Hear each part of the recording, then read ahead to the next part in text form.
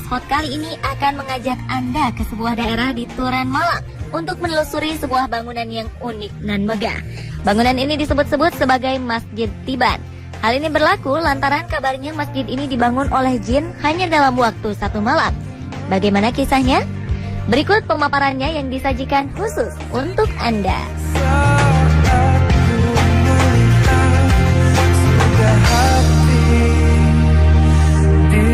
Menurut mitos, bangunan unik dan megah ini merupakan Masjid Tiban yang konon pembangunannya dilakukan oleh bangsa jin dalam 1 malam.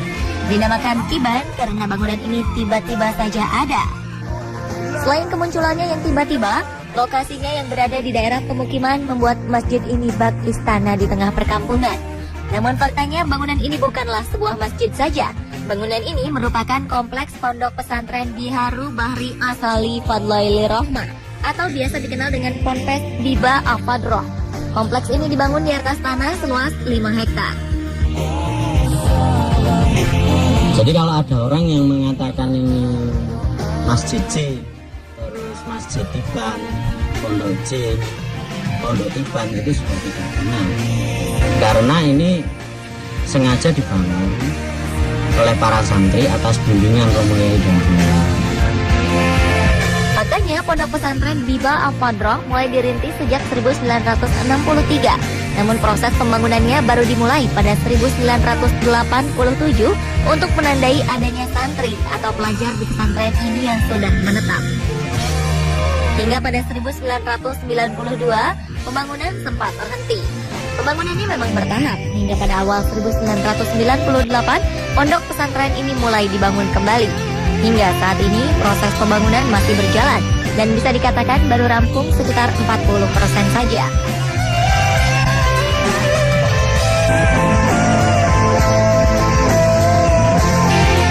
Bangunan di sini ini kan sebenarnya adalah jawaban.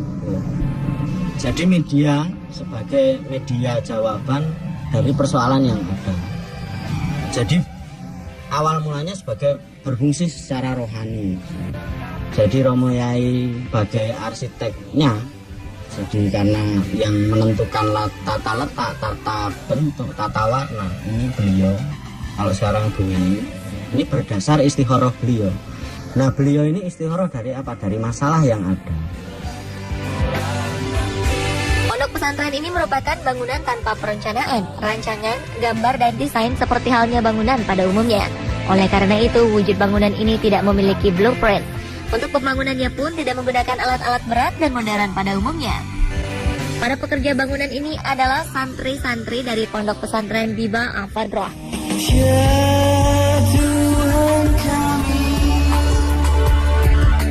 Menurut Romo Kiai Ahmad, ini merupakan pembelajaran para santri sebagai praktek hidup beragama dengan tujuan menghilangkan penyakit hati agar lebih bisa menerima ajaran agama Islam. Santri yang datang ke pondok pesantren ini berasal dari berbagai daerah di Indonesia, seperti dari Pulau Sumatera, Banyuwangi, Trenggalek, dan Ponorogo.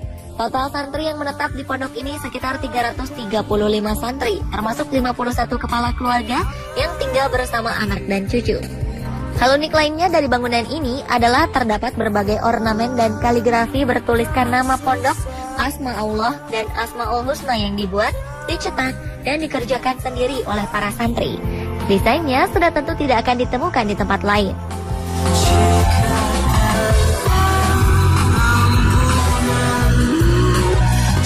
Keunikan lain dari bangunan ini adalah letak lantai ruangan yang tidak beraturan. Hal ini membuat para pengunjung akan tersesat dalam mencari jalan. Namun jangan khawatir, karena beberapa papan penunjuk jalan tersedia di sepanjang jalan, baik di dalam maupun di luar bangunan.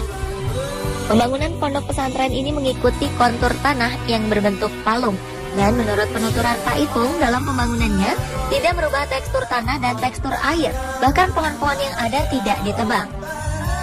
Bangunan utama di pondok pesantren ini memiliki 10 lantai dan lift. Arsitektur bangunan yang mengagumkan dapat dilihat mulai dari gapura dan pos depan masjid yang bergaya seperti candi hingga kompleks bangunan utama. Dari pintu masuk kita akan langsung menemukan tempat istirahat pria. Ada hal unik di tempat ini. Di dalamnya terdapat air yang dapat keluar dengan menggunakan alat sensor. Air ini alami, langsung dari sumbernya, tidak dimasak dan merupakan hasil penyulingan.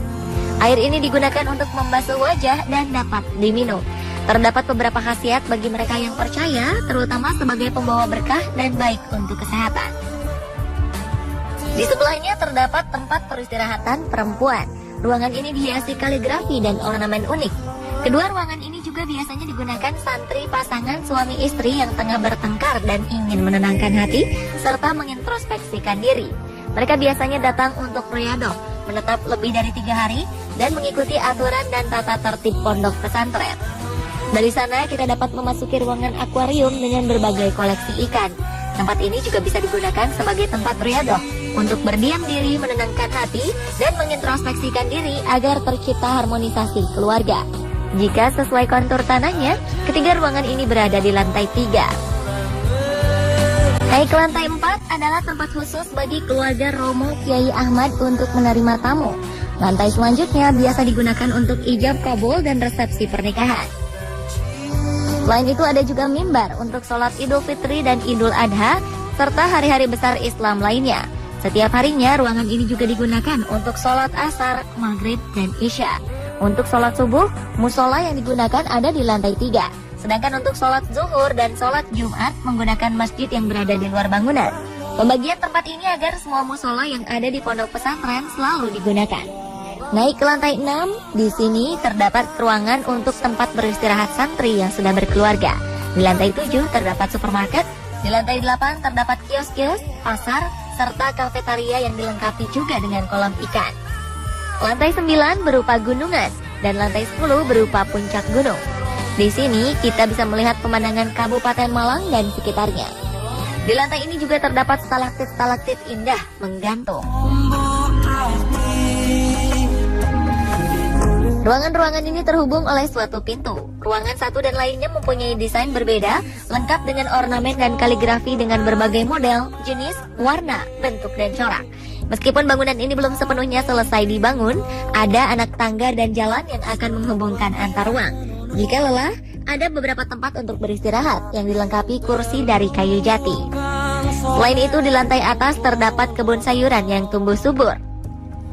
Para pengunjung wajib melapor di ruang informasi untuk mendapat kartu masuk dan kartu keluar tanpa dipungut biaya. Karena keunikan dan kemegahan bangunan pondok pesantren ini, tak ayal bila pondok pesantren ini sering dikunjungi wisatawan, baik yang ingin menenteramkan hati serta mengintrospeksi diri, atau hanya sekedar mengagumi bangunan unik dan megah ini. Tak jarang pondok pesantren ini juga dijadikan salah satu wisata religi. Menurut penuturan Pak Ipung, pihak pondok pesantren sifatnya menerima, karena tujuan dibangunnya pondok pesantren ini selain menerima santri untuk belajar, Romo Kiai Ahmad juga bercita-cita terhadap siapapun yang datang ke sini dan melihat bangunan ini akan tergetar hatinya, dan akhirnya hatinya terbuka sehingga mendapat hidayah dan petunjuk dari Allah Subhanahu wa Ta'ala, serta penyakit-penyakit hati yang ada di dalam diri hilang.